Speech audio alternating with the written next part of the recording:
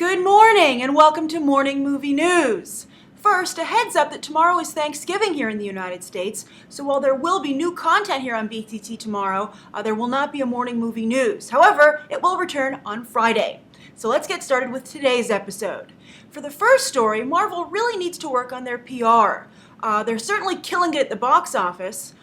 Even if they have took a little bit of hits with Thor, The Dark World because of Hunger Games, and some would argue the quality of the film, as I would, but they continue to still dominate and beat DC when it comes to financial performance. However, I think that with their upcoming Avengers 2, Age of Ultron versus whatever they're calling this Man of Steel 2, Batman versus Superman, Batman is winning right now. For instance, yesterday it was formally announced, it was confirmed that Elizabeth Olsen will be playing the Scarlet Witch and Aaron Taylor Johnson will be Quicksilver. And apparently the script for Avengers 2 went out, as Mark Ruffalo tweeted, got the script. I hope that Banner, Hulk are represented. I'm sure they are, as Mark Ruffalo is one of the most popular aspects of the first film. Although, where is his Hulk movie? So maybe he's not totally represented. Who knows? For more characters to come to new characters to come to the front, such as the Maximoff brother and sister, or who knows what their last name is now, actually, because they can't be related to Magneto. Who's going to have to fade more into the background? I think people without their own movie franchises should be the most concerned, and unfortunately, that is the Hulk. I guess he has that one film, but it's not a Mark Ruffalo film, so I think for all intents and purposes, he does not have a film franchise. But beyond just the official announcement that those two actors were cast and that the script was out, which I guess was a non-official tweet from Mark Ruffalo. I love by the way, how engaged Mark Ruffalo is with the fan base. I think that's wonderful, and one of the reasons he's become so endearing in the role of Bruce Banner / the Hulk. But also, Elizabeth Olsen was going around giving interviews for Old Boy, and she touched upon Scarlet Witch. Of course, for the rest of, until Avengers 2 comes out, she will be asked about the Scarlet Witch in every interview she does, because she mostly makes these small independent films, and the truth of the matter is when you're doing these interviews, nobody's searching for those movies. So you have to get a hook that's going to bring in large viewer interest. And of course, that's obviously that she's playing the Scarlet Witch. So she'll be asked about that in every interview, hands down. And she apparently is game. I tried to ask Dane DeHaan about Harry Osborn, Norman Osborn's son, when I interviewed him for Place Beyond the Pines, and he was not having it.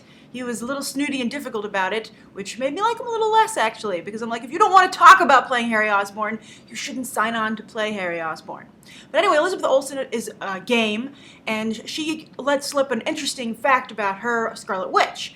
And she said that while she's played a lot of messed up characters, Wanda will by far and away be the most messed up. And I thought that was the reason I think that's interesting. First of all, of course, we all know that Wanda is messed up, but she is eventually messed up. So I thought it's interesting to me that they seem to be skipping right to when she gets her freak on. I don't know how I feel about that decision. I don't know. I really liked The Avengers quite a bit. It's not one of my favorite movies of all time. I'm in my top 3, but it's certainly up there. I think it's a really good piece of filmmaking and deserves to be one of the most successful films of all time. So I do have some degree of trust with Joss Whedon, ignoring the horribleness that is Agents of S.H.I.E.L.D. I tried to watch a clip from that because I heard Victoria Hand was on, played by Saffron Burrows. And I do like Saffron Burrows' work, actually. I feel she kind of never got her due in Hollywood. But I watched the clip online, and it was so bad I couldn't really even get through the clip. So I hope that the Avengers wasn't the exception to the Joss Whedon rule, and that he's able to deliver again. But I do have some concern, though, about jumping right to her being messed up, because this is a big problem that Hollywood doesn't seem to always understand, that if you don't have the audience take the journey with the character, they don't care as much, and it doesn't hit home as much when the character does become messed up. If she just starts out weird, everyone's going to be like, why did the Avengers start talking to her in the first place? I'm sure they'll come up with a really good reason, but still, the audience is just going to, I'm sure there'll be a lot of like, that biatch is crazy. I'm trying not to swear because I don't want to bleep it. But I just, Scarlet Witch, her going crazy is really all that character has, and the fact that, and also making out with a robot. So I guess to take away one of those aspects, it's kind of what they're doing to Ant-Man, servicing the story at the expense of characters, and they're doing that over at DC as well. So that's the first story of the day. The lack of buzz for Marvel's The Avengers 2, Age of Ultron, and the potential that they might be messing up Scarlet Witch already. already out of the gate. You know, they could have just brought in Doctor Strange, by the way, if they wanted a mystical element, and people would have been super happy, and they wouldn't have had to deal with all these problems with crossing over between mutants and the Avengers. I mean, I guess Scarlet Witch and Quicksilver were on the Avengers team. They're trying to be loyal to the origins of the comic, but Ant-Man and Wasp weren't there, and they were there even before Quicksilver and Scarlet Witch. So this, like, pick and choose loyalty is odd to me, especially when they just seem to be shooting themselves in the foot. All right, so that's the first story. Second story of the day is, oh yes, the Spirit Award nominations came out yesterday, this week as well. And some interesting films got some serious nominations, and that'll really help their Oscar campaigns. Now, of course, 12 Years a Slave dominated, as everybody expected. That film is really going to, it's on its Oscar march. It seems unstoppable at this point, which I think is unfortunate, because I'll release my review tomorrow, but I feel Mandela, Long Walk to Freedom is a better film than 12 Years a Slave, and it's not getting any love. But also the other film that got a lot of nominations was Dallas Buyers Club, which is, I think, also expected. But a surprise was All Is Lost, also got a lot of nominations. That's a Robert Redford film that's kind of like Gravity, but without any fancy special effects in the water. And I really liked All Is Lost. I thought it was a very powerful movie. I recommend checking it out, actually. So just for clarification, the Spirit Awards are the only films that qualify are films made for less than $20 million. So that's kind of you're getting a good look at the indie market here. The awards will be held on March 1st, right around the Oscars. Patton Oswalt will be hosting. So I think you're starting to see some frontrunners emerge for the Oscars. So there was no question about 12 Years a Slave, some question about Dallas Buyers Club. This is a big plus for it, and maybe makes it look like it won't be left out. Both McConaughey and Jared Leto were nominated for their roles, and so I think look to both to be nominated for Golden Globes and Oscars probably. And then also All Is Lost, though, was a surprise. I think a lot of people weren't sure if that was even on the board. So this kind of major attention. You know, Beast of the Southern Wild was a big front runner in the indie awards circuit, and that's what propelled it into the Oscars. You'll remember that director took Ben Affleck's spot in the Oscar noms. And so that's why these smaller awards are important, because they do influence the votership for these award ceremonies. So long story short, check out All Is Lost. It's building momentum. Okay, so the last story of the day, the third story, is also Obama was out in Hollywood. As I mentioned in an earlier episode, he went out to visit DreamWorks Animation because Katzenberg gives him so much money. And so he was touring the facility, but outside the facility, probably out of Obama's viewpoint, but they were there, were special effects and visual effects artists who were on strike. They're all dressed in green to represent the green screen, and they, gave a lot of shirts apparently to the DreamWorks employees, hoping they would maybe wear them around the office that day to call attention to Obama and also Katzenberg, because there is apparently some concern about even special effects and visual effects jobs at DreamWorks. But apparently there was a really great picture that went around yesterday about a girl holding up a sign saying, "Mommy, why do I have to move to Vancouver?" And that's because the big issue at hand right now, of course, and it's organized by the same people apparently who organized a lot of the media attention around when Rhythm and Hughes won the Oscar for Best Special Effects for Life of Pi, but was in bankruptcy. They're really trying to call attention to the developing problem in the industry. And now the big concern is that a lot of jobs are being outsourced to Canada, for instance, although Pixar Canada just closed, so you're not safe anywhere on the globe. And that's how all big industry is. No job is really safe. But I really feel these people need to unionize. I feel that's their best step. I mean, I'm glad they can organize a rally, but people are camped outside of the White House on a constant basis, and it does almost nothing. I mean, I know the rallies were very important, and look at Occupy Wall Street. Also, pretty much nothing achieved. I mean, rallies were really big in the 60s and everything, but today, I think people have become desensitized to them. So I think you really just need to go and you need to strategize and you need to corner people and you need to wrestle with them in the political arena or the monetary financial arena and hit them in their wallet. Wallets and reputations, I think, seem to be the most vulnerable areas when you're trying to get something done. But I really do strongly support the special effects artists, that community.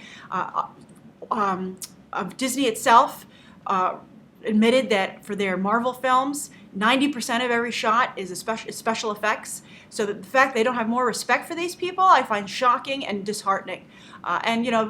I had a problem with one of my first apartment, actually, with a lot of mold, and I like to say that it taught me that Mr. Potter, the villain in A Wonderful Life, does exist in reality. That is not something that Hollywood just dreamed up to give Jimmy Stewart a hard time or George Bailey. Because when I was little, I'd always thought, that's ridiculous. Nobody's that mean. But they are. People are that mean in real life. So you have to guard against it and not be naive. So I feel bad for the special effects community, but I really strongly suggest unionize.